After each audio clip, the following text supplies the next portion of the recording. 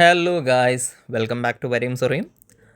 So once again big thanks നിങ്ങൾക്ക് എല്ലാവർക്കും. കാരണം കഴിഞ്ഞ വീഡിയോസിനൊക്കെ അത്യാവശ്യം നല്ല സപ്പോർട്ടായിരുന്നു. ആൻഡ് ആ സപ്പോർട്ട് കാരണമാണ് ഇന്നിപ്പോൾ എനിക്ക് വീണ്ടും വീഡിയോ ഇടാനായി തോന്നിയതും ഞാൻ വീഡിയോ ഇടാനിരിക്കുന്നതും. കാരണം മുംബൈയിൽ ഞാനിപ്പോൾ താമസിക്കുന്നത് മുംബൈയിലാണ്. ആൻഡ് മുംബൈയിൽ അത്യാവശ്യം നല്ല മഴയാണ്. നല്ല പുതച്ചു മൂടി കിടന്നുറങ്ങാൻ പറ്റിയ ക്ലൈമറ്റ്. ആൻഡ് അതെനിക്ക് വളരെ ഇഷ്ടമുള്ളൊരു സംഭവമാണ്. പക്ഷേ നമ്മൾ ഒരു കട്ടനൊക്കെ കുടിച്ച് നമ്മൾ വരയ്ക്കാനിരിക്കുകയാണ്.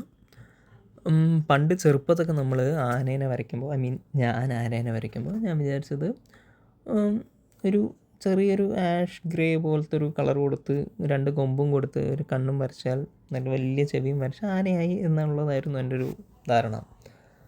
പക്ഷേ ഇപ്പോൾ കുറേ കാലങ്ങൾക്ക് ശേഷം ഈ ചെറുതായി ഡീറ്റെയിൽ കൊടുക്കണം എന്നുള്ളൊരു ആഗ്രഹമായിട്ട് നമ്മൾ ആനേനെ വരച്ചു തുടങ്ങിയപ്പോഴാണ് എനിക്ക് മനസ്സിലായത് there is lot into it.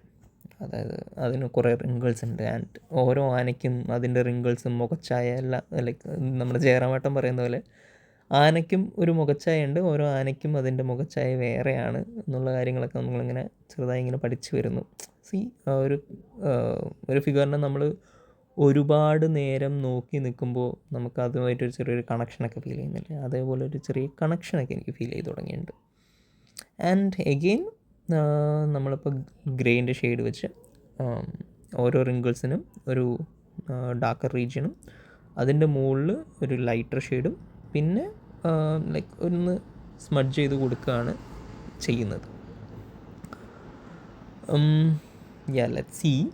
And ഈ ഡിഫറെൻറ്റ് ഷെയ്ഡ്സ് ഓഫ് ഗ്രേ ഉപയോഗിച്ച് different shades of ashes of grey ഉപയോഗിച്ച് അതിനുശേഷം by the end maybe ഒരു മഡ് കളറും കൂടെ കൊടുത്ത് നമുക്ക് ഫിനിഷ് ചെയ്യാം.